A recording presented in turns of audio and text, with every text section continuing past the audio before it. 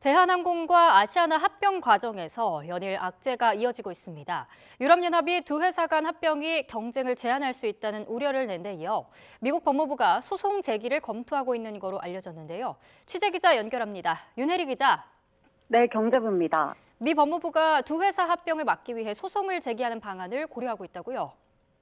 네, 그렇습니다. 미국의 인터넷 매체 폴리티코는 미 법무부가 대한항공과 아시아나항공의 합병을 막기 위해 소송을 검토 중이라고 보도했습니다.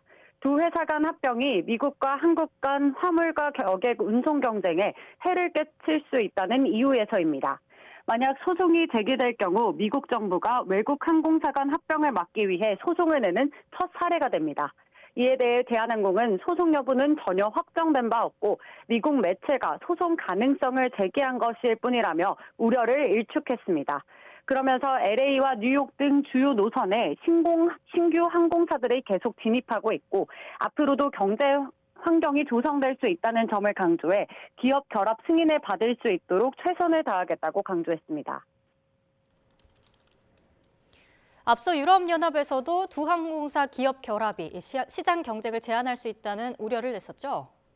네, 유럽연합은 대한항공과 아시아나항공의 기업 결합 심사를 진행하고 있는데요. 우리 시간으로는 엊그제 새벽 유럽연합이 예비조사 결과를 담은 심사 보고서를 공개했습니다.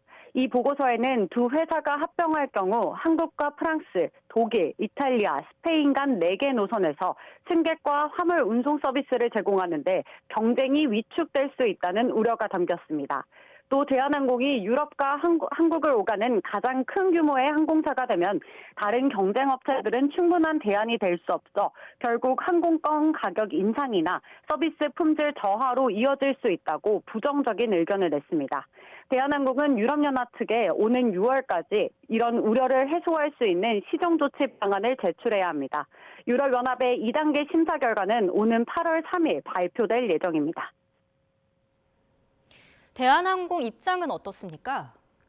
네, 대한항공은 이번 유럽연합의 중간심사 보고서 발행은 기업 결합 심사 규정에 따른 통상적인 절차라고 설명했습니다. 이어 보고서에 포함된 우려사항을 해소할 수 있도록 적극적으로 시정 조치를 논의해 최종 승인을 이끌어내겠다고 밝혔습니다. 앞서 영국도 한 차례 독과점 우려를 제기했는데 대한항공이 영국 항공사의 인천과 런던의 신규 취항을 제한하면서 합병이 승인됐습니다.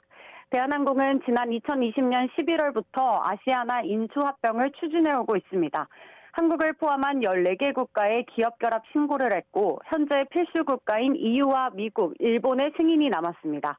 이들 국가 가운데 한 곳이라도 반대할 경우 대한항공의 아시아나 항공합병이 불발돼 최종 승인 여부에 관심이 쏠리고 있습니다. 지금까지 경제부에서 전해드렸습니다.